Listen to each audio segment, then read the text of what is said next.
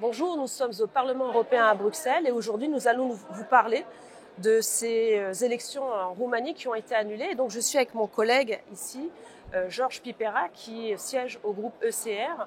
Et on va vous parler de hier parce qu'il y avait une audition sur le DSA et nous avons eu quelques informations suite à nos échanges, à nos questions. Et aujourd'hui on voulait vous faire part de ce qui a été dit parce que vous allez voir, des éléments sont importants et qui peuvent remettre en question notre analyse sur ces annulations des élections en Roumanie. Donc merci Georges d'être avec nous. Et je voulais vous interroger sur votre ressenti par rapport à cette audition d'hier, donc marché intérieur, qui a fait une audition autour du DSA avec différents interlocuteurs. Merci Virginie pour l'invitation.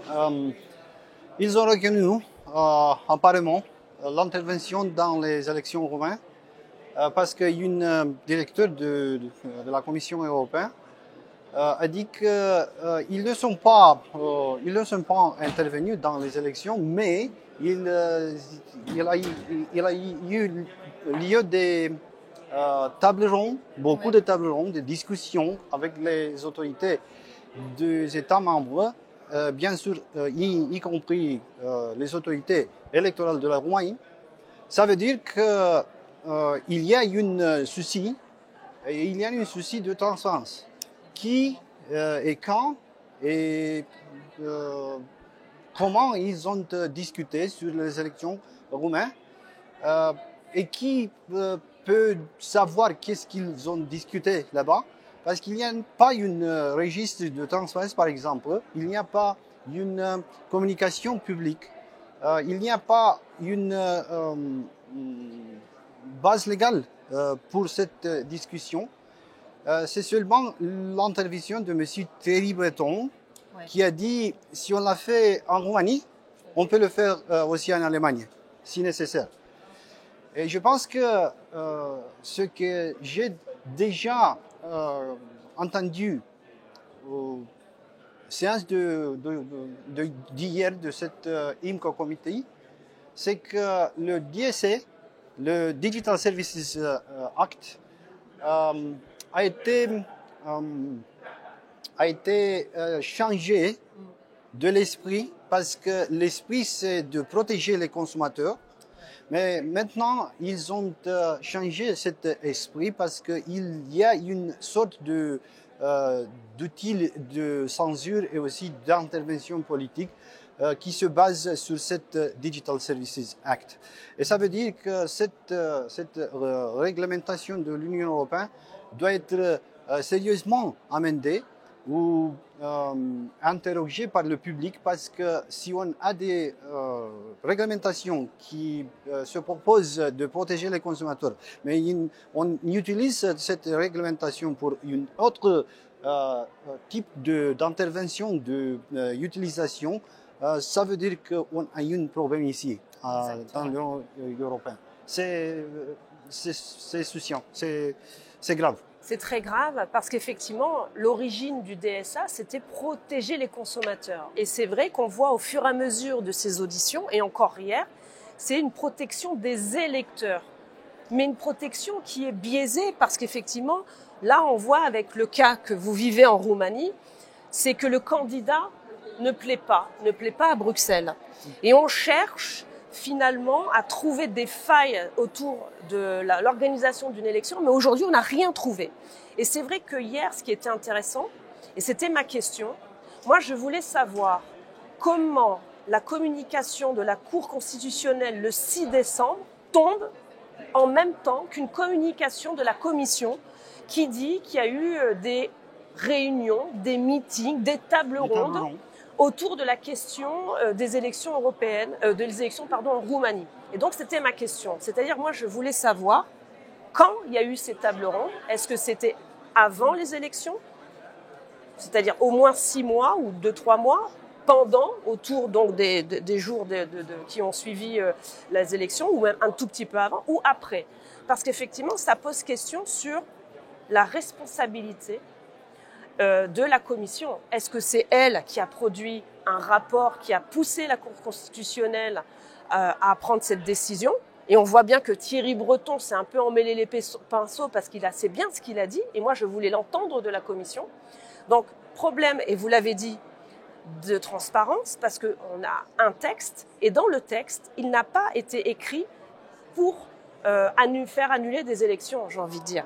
Donc, c'est important de rappeler ces points, d'avoir fait cette audition. Et aujourd'hui, on a un début de réponse de la commission qui nous dit qu'elle fait des tables rondes, mais elle ne nous dit pas quand. Et le problème, c'est qu'on n'a pas accès à ces tables rondes. C'est-à-dire qu'il n'y a pas de registre de transparence. Qui était présent à ces tables rondes? Est-ce que c'était une ONG? Quel type d'ONG? Quelle autre institution était autour de la table ronde? Qu'est-ce qui a été dit? Ils nous ont dit questions-réponses. Mais on veut avoir accès maintenant à ces textes parce que je pense que tous les citoyens, au-delà des Roumains, veulent savoir qu'est-ce qui se passe, parce que ça concerne leurs droits. Leur droit le plus important ici encore aujourd'hui, c'est les élections, la démocratie. Je dois répéter ça. Il ne s'agit pas de la protection de l'électeur. Il s'agit de protection des consommateurs. Si on veut protéger les électeurs, on a beaucoup de réglementations. Si on veut protéger la liberté d'expression, on a beaucoup de réglementations. Il n'y a pas de lieu d'appliquer le DSA, le Digital Services Act, pour protéger la liberté d'expression ou pour censurer ou pour enlever la liberté de l'expression et pour des raisons politiques et idéologiques. Ça, c'est une question. Il y a eu quelques interventions des personnes qui sont impliquées dans l'application de Digital Services Act. Il s'appelle Trusted Flaggers. Signaleurs de confiance. Trusted Flaggers. Ils ont dit qu'ils sont sûrs qu'il y a eu des interférences, des interventions russes dans les élections roumaines. Et c'est pour ça parce que M. Georgescu s'est interdit et les élections ont été annulées. Mais il n'y a pas de l'évidence, il n'y a pas des informations qui disent qu'avec une sûreté de 100%, qu'il y a des interventions de Russie. Il y a seulement des notes informatives depuis les services secrets. Et ça, c'est tout. Et les Américains, maintenant, sont inquiétés sur la démocratie, non seulement en Roumanie, mais aussi dans toute l'Europe, parce que si cette précédente existe en Roumanie, ça peut exister aussi en France, ça peut exister aussi en Pologne, ça peut exister dans toute l'Europe, et ça c'est très, très inquiétant du point de vue démocratique. Quelle sorte de démocratie est-ce qu'on a ici?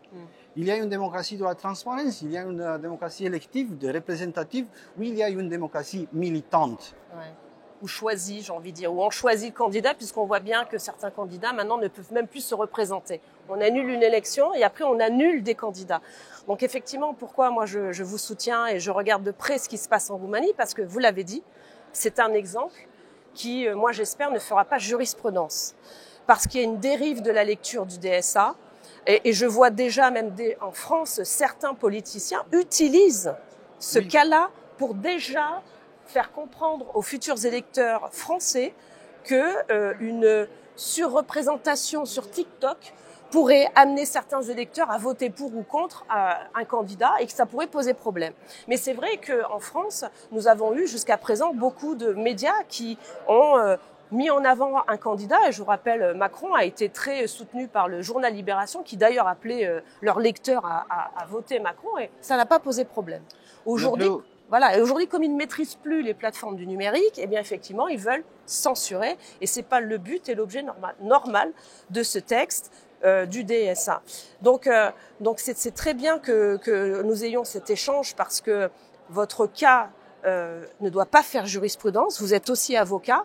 Nous voyons au fur et à mesure de ces auditions que nous avons des éléments de preuve. Et vous l'avez dit, il n'y a pas de preuve directe. Et je vous rappelle effectivement qu'il y a 2 rapports très intéressants qui soulèvent la même problématique. Ils n'ont pas trouvé le début d'une preuve d'ingérence russe, c'est-à-dire le rapport Viginum français n'a rien trouvé, c'était écrit noir sur blanc, et aussi le rapport de la Commission de Venise, qui, pareil, n'a pas trouvé un lien direct avec des ingérences russes. Donc c'est vrai que c'est allé un peu vite en besogne avec cette annulation qui a été très vite, avec peut-être la complicité de la Commission, puisque hier on a appris qu'il y avait des tables rondes. Est-ce que vous, en tant qu'avocat ou d'autres juristes en Roumanie, vous allez vous battre pour faire appliquer l'état de droit, appliquer la loi, puisque c'est ce que nous aussi, ici, l'Union européenne, prône. Une de ses premières batailles, c'est faire respecter l'état de droit. Oui, bien sûr, il y a maintenant un rapport final de la Commission de Venise pour la démocratie par droit qui dit expressément, expressis verbis, qu'il y a une régresse de la démocratie quand la Cour constitutionnelle roumaine a annulé les élections. Parce qu'il n'y a pas de base légale constitutionnelle et il n'y a pas de preuves. Donc, on est dans une situation extrêmement difficile en Roumanie. Et cette situation extrêmement difficile peut se exporter dans toute l'Europe. Et ça veut dire qu'on peut avoir une situation d'une transformation de cette Union européenne dans une Union soviétique. Ce que je veux dire, c'est qu'il y a une très grande, très lourde risque de nous transformer dans une Union soviétique où seulement l'oligarchie soviétique peut participer à des élections. Si un candidat ne fait part de cette oligarchie, il est interdit, il est élargi. Donc, c'est nous, les eurodéputés, qui doivent insister pour faire cette chose très délicate, très compliquée au grand public, parce que le grand public ne sait pas ce qui se passe en Roumanie et ce qui peut se passer en France, en Hollande, en Allemagne et aussi en Pologne. Oui, tout à fait. Bon, en tout cas, merci beaucoup, Georges, pour votre témoignage. Comptez sur nous pour continuer ce combat, parce que la démocratie, c'est une valeur fondamentale pour faire entendre les voix différentes. Le pluralisme politique est important et nous le défendons. Donc, vous avez tout notre soutien et puis bon courage. Merci. Merci. On doit avoir du courage. Ouais. Merci. Merci.